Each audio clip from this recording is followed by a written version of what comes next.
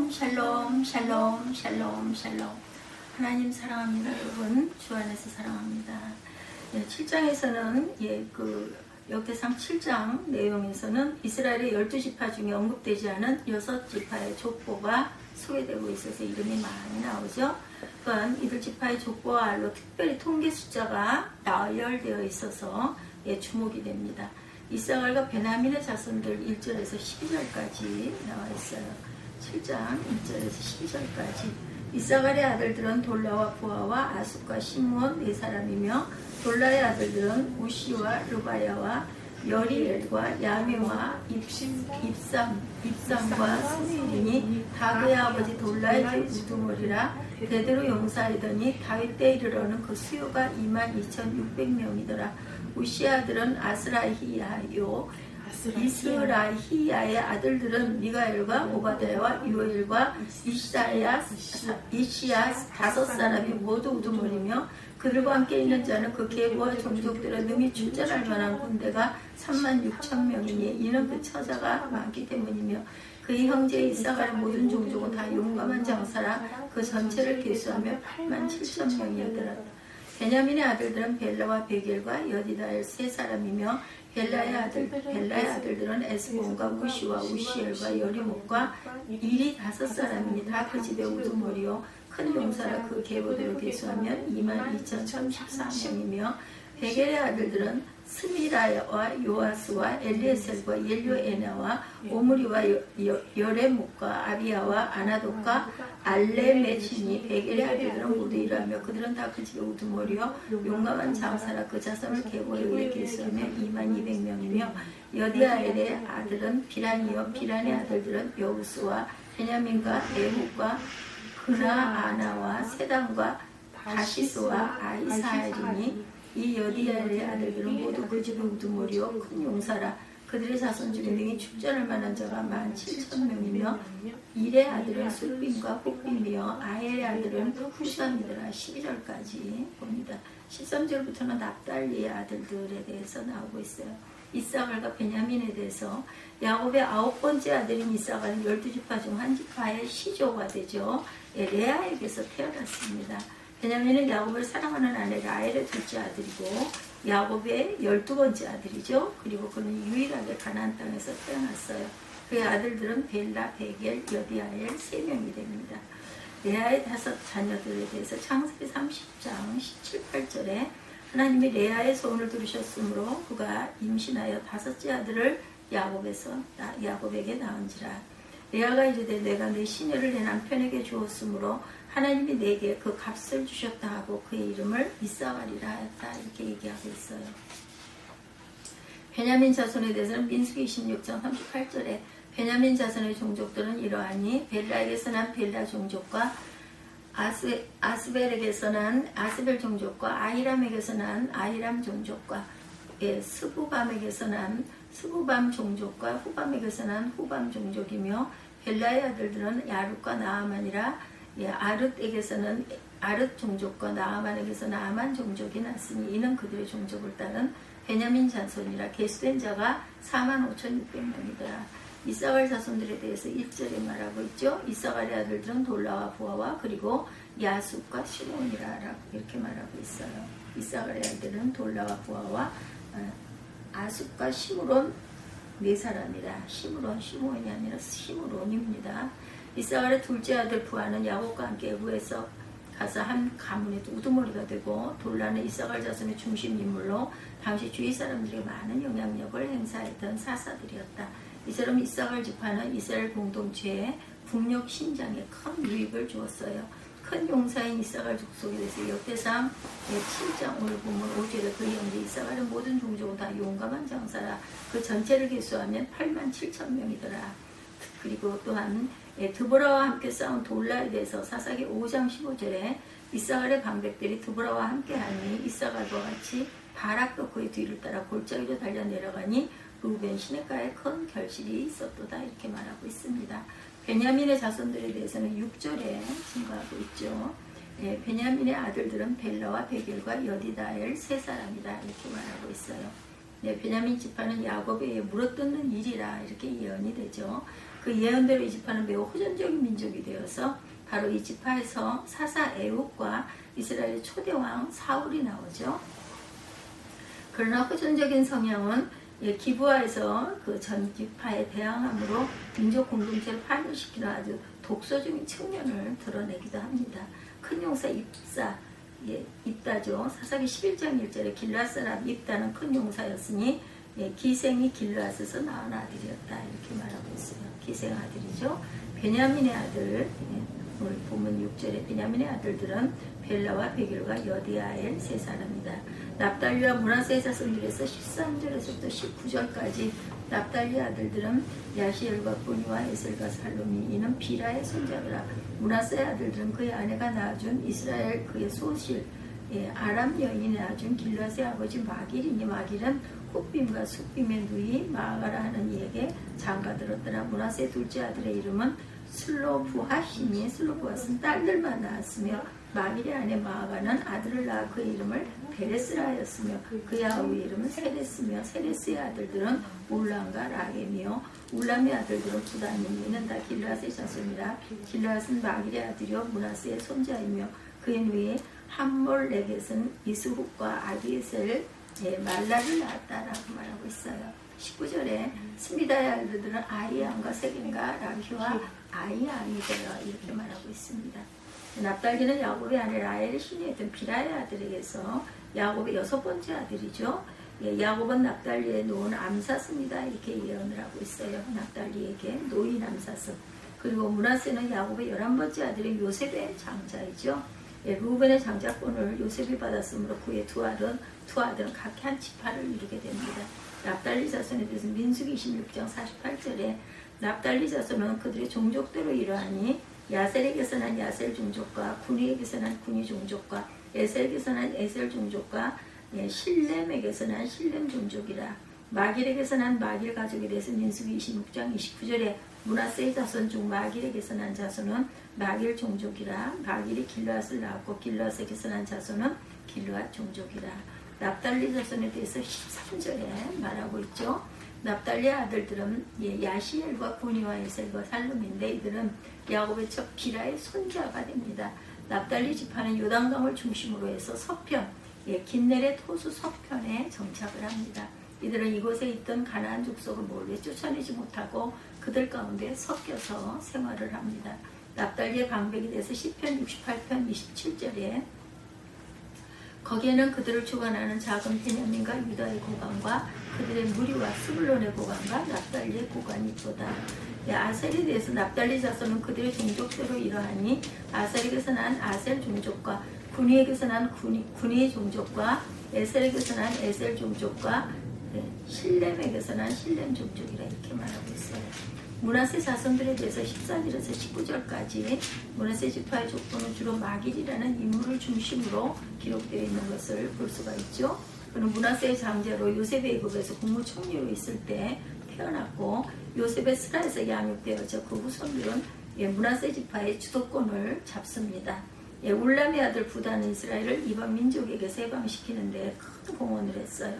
슬로브앗의 딸들에 대해서 민수기 27장 1절에 요셉의 아들 므낫세 종족에게 므낫세의 현전 마길의 증손 길르앗의 손재 헤벨의 아들 슬로브앗의 딸들이 찾아왔으니 그의 딸들의 이름은 말라와 노아와 오골라와 밀가와 다르사라 이렇게 디르사라 이렇게 말하고 있어요.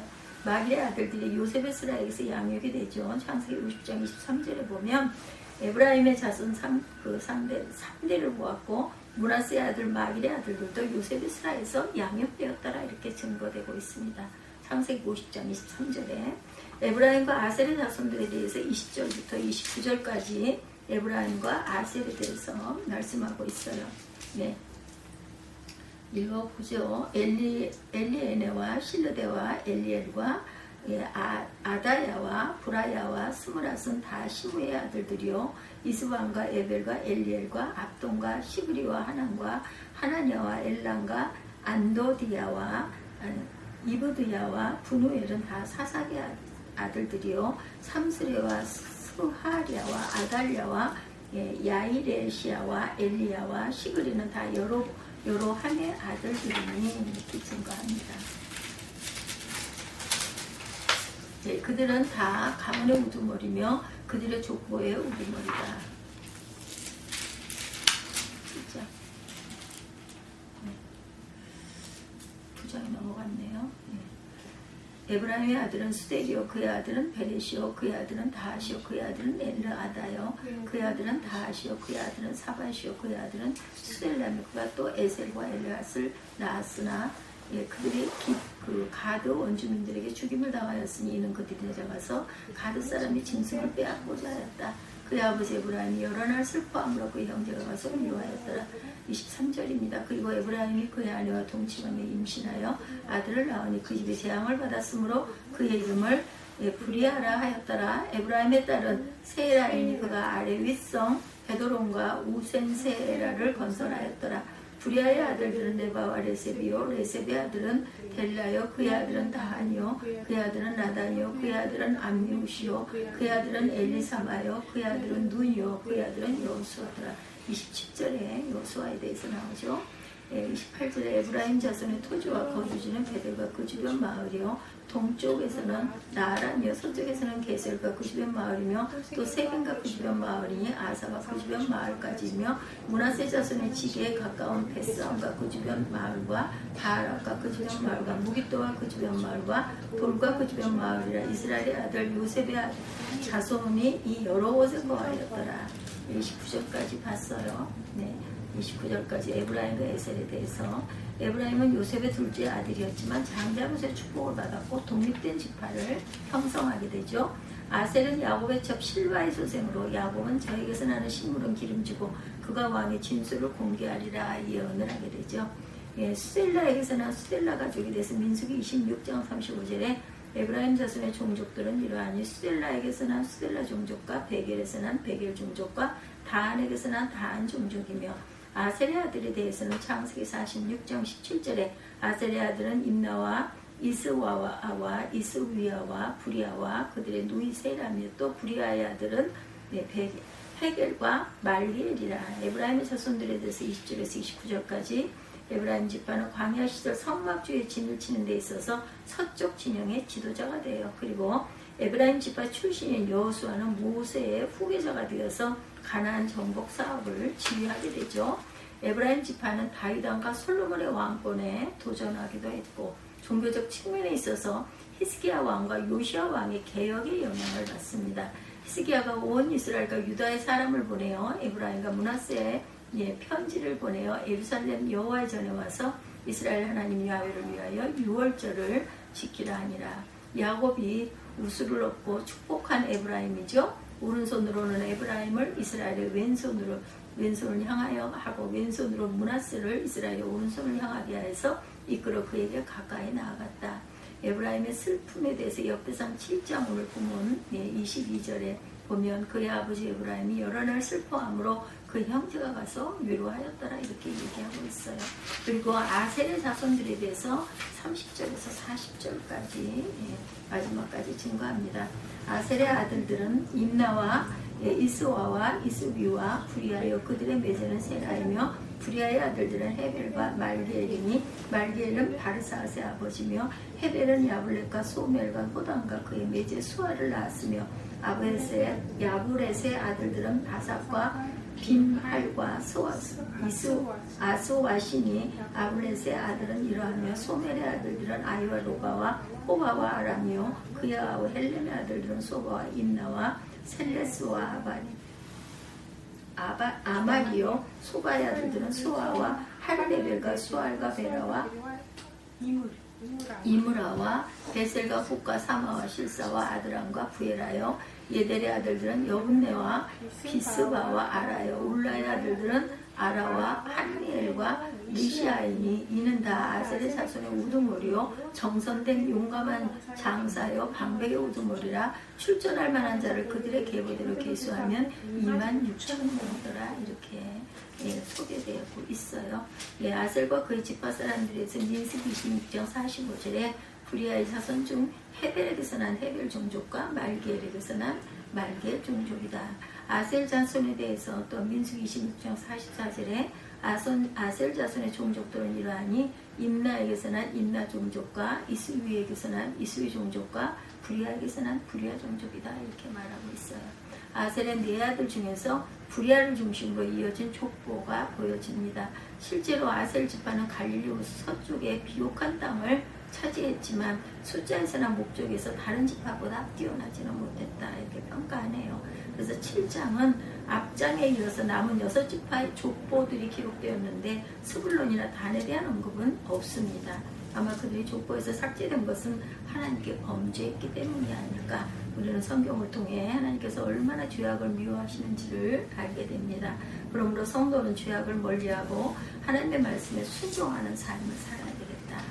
그래서 오늘 7장 20절부터 27절까지의 내용 속에서 하나님의 음성을 들어보도록 하죠. 7장 20절에서 27절 재앙과 불행 가운데서 살 때 우리는 과연 어떻게 살아갈 수가 있을지 이런 부분에 대해서 함께 말씀을 나눕니다. 27절에 그의 아들은 눈이요 그의 아들은 여호수아더라. 27절에 이렇게 증거가 되어 있어요. 그의 아들은 눈이요 그의 아들은 여호수아더라. 역대기를 읽기 시작하면 이렇게 족보 이야기로 가득하죠. 그러나 사람들의 이름이 가득한 이 족보 속에 분명한 족보 기록의 목적이 있다. 그것은 하나님이 구원사에 누구를 쓰셨는가 그리고 어떤 지파에게 은혜를 주셨는가 우리가 이런 것들을 알게 되죠. 알고 있는 대로 역대기 기전에 예수 그리스도가 오신 유다 지파의 장자 역할 그리고 다윗의 왕권에 대한 하나님의 은혜를 가장 크게 주목시키고 있어요. 그런가 하면 유다 지파와 시므온 그 자손을 비교해서 기록하므로 역대상 4장 24절에서 43절까지를 보면 시므온의 자손이 번성하지 못하고 약한 지파를 구성했지만 그래도 하나님의 은혜 속에 거하고 있음을 소개하고 있습니다. 이스라엘 유단 동편의 3지파 그리고 서편의 6지파도 소개하는 역대기 성서의 족보 이야기는 지루하기도 하지만 어떻게 보면 아주 흥미로운 메시지가 숨겨져 있는데 이 많은 지파 이야기 가운데 오늘 에브라임의 자손들 이야기를 함께 나눠보죠. 에브라임은 야곱의 11번째 아들이죠. 이스라엘 역사가 진행되면서 정치적 리더가 돼서 므낫세의 동생이면서도 야곱의 축복을 받을 때 오른손에 복을 받아요. 그렇죠? 동생인데 동생을 더 크게 축복합니다. 큰 자가 되리라 이런 예언을 받게 되죠. 므낫세의 동생이면서도 역사를 통해 볼 때 기원전 734년에서 732년 동안 시리아와 에브라임 간 전쟁 이후 에브라임은 이스라엘과 동의어가 됩니다. 더 나아가서 때로는 북왕국 전체를 의미하는 단어로 사용이 되기도 했어요. 호세아 7장 11절, 11장 8절에 증가합니다. 야곱의 예언대로 에브라임 지파는 큰 자가 되고 예언이 성취된 가문이 되었어요.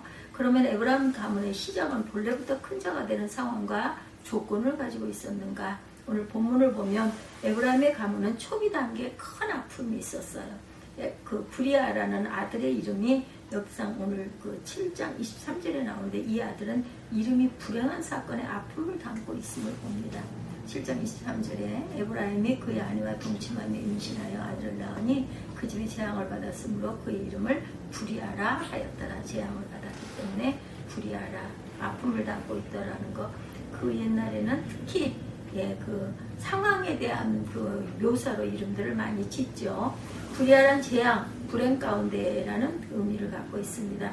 왜 브리아라는 이름을 에브라임이 자기 아들의 이름을 이렇게 지었을까? 그 이유는 히브리인들은 이름을 지을 때 사건을 담아서 이름을 짓기 때문이다. 마치 이스라엘 가면 유대인 대학살을 기념하는 기념관이 있는데 거기에 다음 것이 쓰여 있어요. 용서는 하되 잊지는 말자. 히브리인들은 역사 속의 사건을 잊지 않으려고 기억하려는 데 초점을 두었던 것 같고 기억은 후에 원수를 갚으려는 것이 아니라 잊지 않으므로 사람들의 나쁜 교훈이 되게 하려고 이렇기 때문에 우리는 이것을 절대로 잊어버리지 말고 이런 부분을 우리가 조심하자 이런 뜻을 담고 있다는 것을 우리가 알 수가 있죠.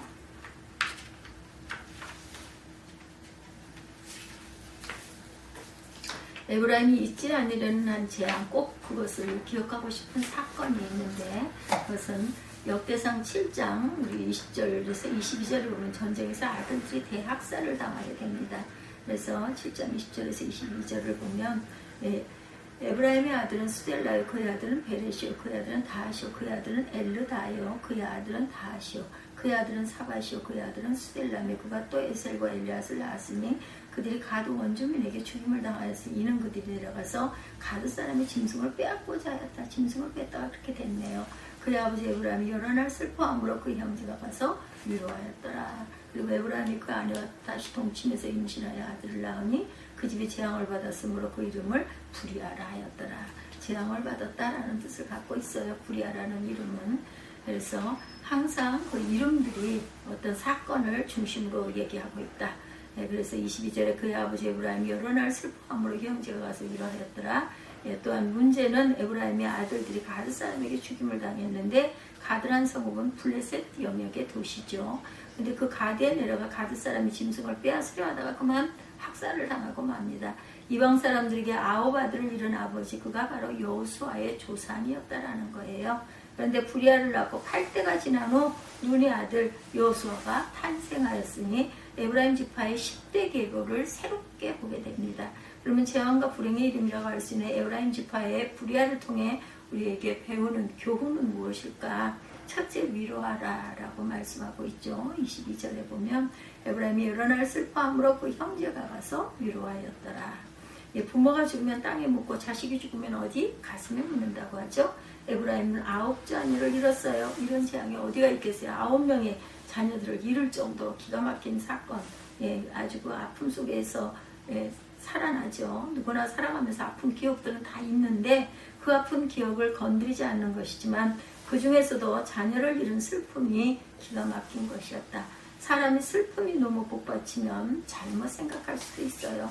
에브라임이 겪은 슬픔은 과연 어떤 것일까? 에브라임이 슬픔을 견디지 못했으면 생을 포기했다면 여호수아도 없고 큰 자가 되는 가문으로 설 수도 없었을 것이다. 다행히 슬픔을 이겨내요. 그 요인이 하나가 위로입니다. 그 형제가 가서 위로하였더라 이렇게 나와 있죠. 위로의 힘은 사람을 살려내기도 합니다. 위로가 없기에 사람이 무너지고 죽기도 해요. 위로가 필요하죠. 슬픈 사람은 울고 또한 아프고 억울하면 울고 그러나 또한 위로하죠. 그 주변에 형제 자매들이 이웃들이 위로하게 됩니다. 이사야 40장 1절이에요. 너희 하나님이 이르시되 너희는 위로하라 내 백성을 위로하라고 했어요. 위로가 가슴 속에 터치되어야 재앙과 슬픔도 이길 수가 있다. 고린도후서 1장 4절에 하나님은 위로의 하나님이시다. 고린도후서 1장 6절에서는 우리의 위로를 얻을 때 고난을 견디게 하는 것이다. 이렇게 얘기하고 있죠.